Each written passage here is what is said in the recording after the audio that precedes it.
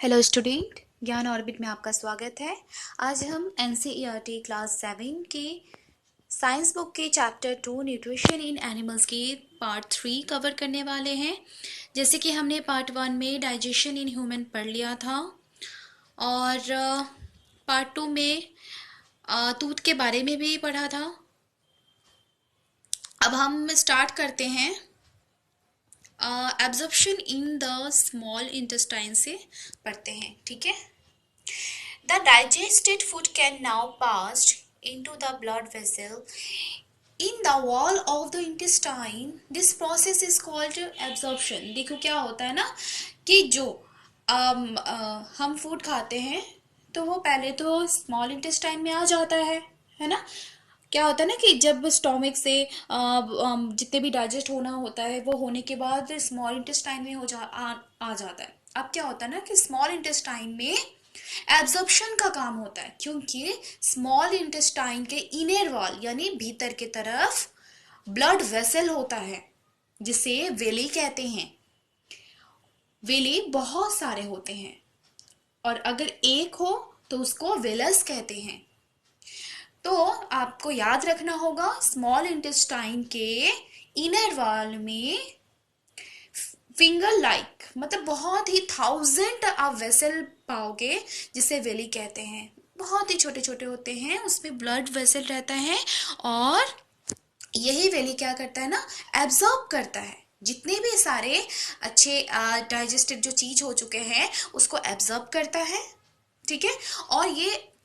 और यही blood vessel के थ्रू हमारे ऑर्गन्स में डिफरेंट ऑर्गन्स में ट्रांसपोर्ट करने के काम आता है वेली। ठीक है। उसके बाद इस इधर बता रहा है the absorption substance are transport via the blood vessel, यानी जो एब्जॉर्ब किया हुआ सब्सटेंस है ना वही ट्रांसपोर्ट होता है ब्लड वेसल से to different organ of the body where they are used to build complex substance such as the protein required by the body. इसका मतलब जो ट्रांसपोर्ट हो चुका है ना तो वही हमारे बॉडी में प्रोटीन प्रोवाइड करता है। इसी से हमारे बॉडी में प्रोटीन मिलता है और जिसे एसिमिलेशन कहते हैं। In the cells glucose break down with the help of oxygen. Cell में क्या होता है ना, देखो हमारे जो भी बॉडी है जितने ऑर्गन है ये सब सेल से बना हुआ है, तो हर सेल को ग्लूकोज की जरूरत होती है। तो ग्लूकोज क्या होता है ना, glucose break down with the help of oxygen. Oxygen की वजह से ग्लूकोज ब्रेक डाउन हो जाता है और ग्लूकोज ब्रेक डाउन होकर कार्बन डाइऑक्साइड और वाटर में चेंज हो जाता है जिससे कि हमारे सेल को एनर्जी मिलता है। ठीक है।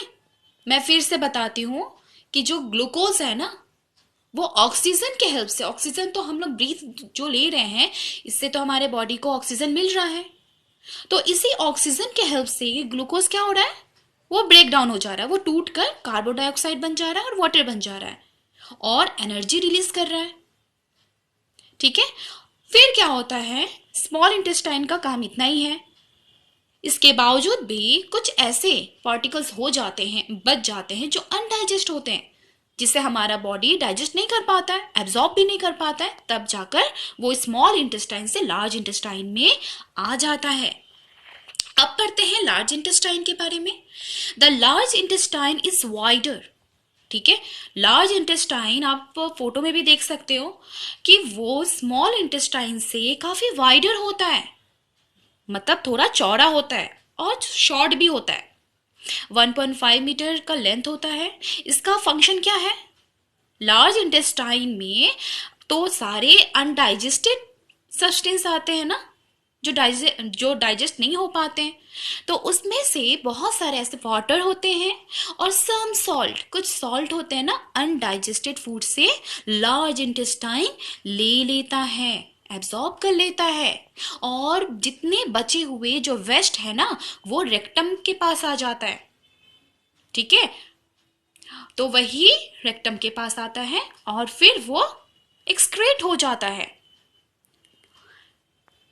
The fecal matter is removed through the anus from time to time. This is called egestion. यानी जो फेकल है, जो वेस्ट हो चुका है ना, तो वो क्या हो जाता है, एनस के जरिए बाहर निकल आ जाता है, जिसे इजेशन कहते हैं। 2.3 हम बाद में पढ़ेंगे, उसके पहले अभी डायरिया के बारे में पढ़ते हैं। तो देखिए डायरिया क्या होता है। तो बेसिकली ये तो वाटरी स्टूल होता है ना, खासकर ये इन्फेक्शन के वजह से होता है। जब हमारा बॉडी में, हमारे स्टोमक में पॉइजन हो जाता है, फूड पॉइजन, या फिर इनडाइजेशन होता है, इन्फेक्शन होने की वजह से डायरिया होता है। ये मेनली हमारे इंडिया में बहुत कॉमन है, बच्चों लोगों को ज़्यादा होता है। इट कैन बी फैटल, ये जानलेवा भी हो सकता है। क्यों होता है?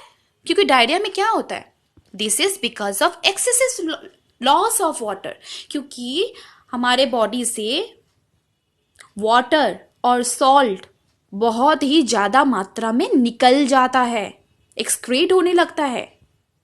तो diarrhoea should not be neglected, इसे नहीं इग्नोर किया जा सकता है। डायरिया को तुरंत डॉक्टर से कंसल्ट लेना चाहिए। और सबसे इजी तरीका है इससे बचने का, ठंडे पानी में पिंच ऑफ सॉल्ट देना और शुगर देकर उसे अच्छे से डिसॉल्व होकर देकर करने के बाद आप उसे पी सकते हो। इसे ही ओरल रिहाइड्रेशन सॉल्यूशन यानी ORS कहते हैं। ठीक है, अब हम पढ़ते हैं 2.3 में डाइजेशन इन ग्रास ईटिंग एनिमल्स जैसे काऊ, बफलो, ये हमेशा ग्रास खाते हैं। आपने कभी नोटिस किया है कि जब ये ग्रास खाते हैं ना, तो एकदम से स्वेलो कर लेते हैं, निगल लेते हैं। और आपने ये भी देखा होगा कि जब भी गाय कहीं पे रास्ते में बैठा हुआ रहता है, उसके सामने में कुछ खाने का चीज रहता भी नहीं है, इसके बावजूद भी वो च्यू करता है, बहुत ही वो चबाता है। ऐसा क्यों होता है? ठीक है, उसके बारे में ही आज हम जानेंगे। एक्चुअली क्या होता है कि वो जो गाय है ना, क्या करता है, जल्दी जल्दी में ग्रासेस को स्वेलो कर लेता है और अपने स्टोमक में एक पार्ट होता है रूमेन। चलिए देखते हैं। ये देखिए, आप इस पिक्चर में अच्छे से देखो कि गाय का जो रूमेन पार्ट है ना, उसमें वो ग्रास को स्टोर कर लेता है। ठीक है, स्टोर करने के बाद रूमेन में क्या होता है ना, थोड़ा थोड़ा ना डाइजेस्ट हो जाता है। यानी थोड़े से, मतलब पार्शियली हो सकता है, हम नहीं कह सकते पूरा डाइजेस्ट होता है, बिल्कुल नहीं, थोड़ा कुछ हद तक डाइजेस्ट होता है, जिसे हम लोग कड कहते हैं। ठीक है, फिर क्या होता है ना, जब गाय किसी अच्छी जगह में, मतलब ऐसे जब फ्री होकर जब बैठता है, तो क्या करता है, तो इसी रूमेन से जितने भी ग्रास है ना, वो वापस से अपने मुंह में लाता है। माउथ में लाने के बाद उसे फिर से अच्छे से च्यू करता है। ठीक है, फिर वो निकलता है। तो इस प्रोसेस को रूमिनेशन कहते हैं। और इस टाइप का प्रोसेस जो भी एनिमल करता है ना, उसको रूमिनेंट एनिमल कहते हैं। तो देखिए, the grass is rich in cellulose. Grass में सेलुलस होता है। अब ये सेलुलस क्या है? सेलुलस कार्बोहाइड्रेट है।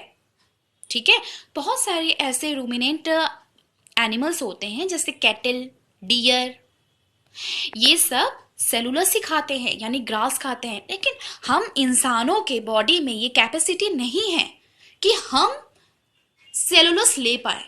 सेलुलस भी एक कार्बोहाइड्रेट ही है, लेकिन हमारा बॉडी इस चीज को नहीं ले सकता है। ये सिर्फ रूमिनेंट एनिमल्स ही इस चीज को ले सकता है। तो इसमें हेल्प कौन करता है? बैक्टीरिया करता है। बैक्टीरिया प्रेजेंट इन रूमेन, यानी ये जो आप देख पा रहे हो ना कि जो काव है, काव के पेट में जो ग्रीन कलर का जो बना है वो है रूमेन। ठीक है, तो इसमें बैक्टीरिया भी प्रेजेंट रहता है। तो बैक्टीरिया ही हेल्प करता है काउस को की डाइजेशन करने में।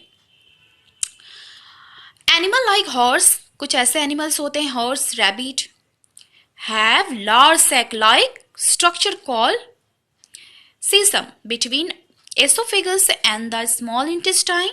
यानी हॉर्स और रैबिट के पेट में ना एक लार्ज सैक लाइक स्ट्रक्चर होते हैं, जिसे सीसम कहते हैं, जो एसोफेगस और स्मॉल इंटेस्टाइन के बीच में होता है। आप फिगर 2.9 में भी देख सकते हो। The cellulose of the food is digested here. यहीं पे ना सेलुलस क्या होता है ना, जो हाइड्रोजन जो ग्रास में होता, सॉरी कार्बोहाइड्रेट जो ग्रास में होता है, यहीं पे डाइजेस्ट होता है बैक्टीरिया के मदद से। ठीक है, सो फार यू हैव लर्न। तो और भी हम आगे चल के पढ़ेंगे एनिमल्स के डाइजेस्टिव सिस्टम के बारे में। कुछ तो ऐसे ऑर्गेनिजम्स होते हैं ना जिसके माउथ भी नहीं होते हैं, डाइजेस्टिव सिस्टम भी नहीं होते हैं। ठीक है, वो सब आगे पढ़ेंगे।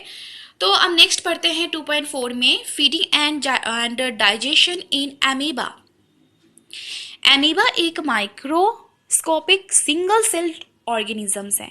जैसे हमारा बॉडी क्या है, मल्टी सेल से बना हुआ है। ठीक है, लेकिन एमीबा सिर्फ सिंगल सेल से ही बना है। किसी भी तालाब के किनारे आप देख मतलब वहीं पे एमीबा बेसिकली होता है। Amoeba has a cell membrane.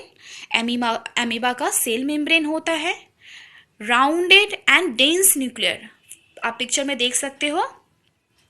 Amoeba का क्या है ना, सेल मेम्ब्रेन भी होता है। सेल मेम्ब्रेन यानी जो सेल के आउटर लेयर होता है। ठीक है ना, आउटर कवर को सेल मेम्ब्रेन कहते हैं। राउंड शेप के भी होते हैं और इसमें न्यूक्लियस भी होते हैं। आप 2.10 फिगर में देख सकते हो। Many small bubble like vacuoles, इसमें वैक्यूल्स भी होते हैं, बबल्स की तरह होता है। और साइटोप्लाज्म में होता है। ये साइटोप्लाज्म में ना, ये जो येलो कलर आप देख रहे हो एमीबा के बीच में, वो जेली लाइक सब्सटेंस होते हैं।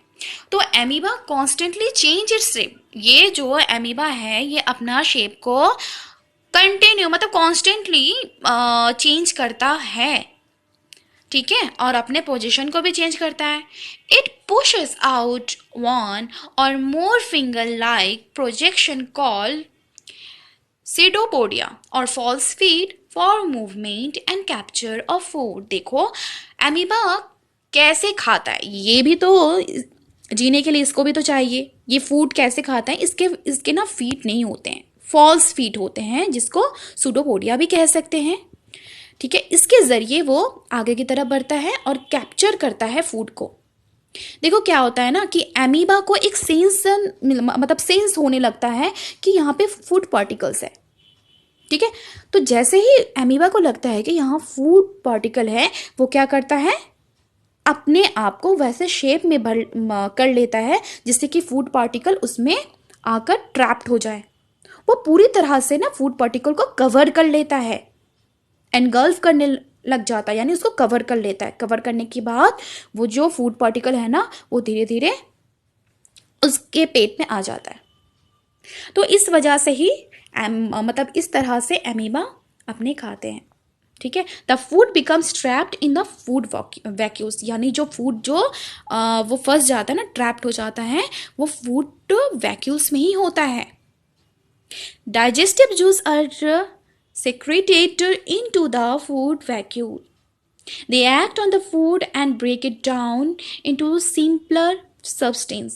यानी फूड वैक्यूल्स में डाइजेस्टिव जूस होता है एमीबा का, और यहीं पे क्या होता है ना, फूड क्या होता है, वो ब्रेक डाउन होने लग जाता है। यहीं पे मतलब डाइजेशन होता है। ठीक है, और यहीं से एब्जॉर्ब भी होता है, और इसी के वजह से एमीबा ग्रोथ होता है। और एमीबा ग्रोथ कैसे होता है, वो खुद को डिवाइड कर लेता है 2 पार्ट में। ठीक है, मल्टीपल इसी तरह से होता है, और जो भी अनडाइजेस्टेड चीज है ना, वो वापस से निकल जाता है, वो भी वैक्यूल से ही निकलता है। ठीक है, तो यही था इस चैप्टर में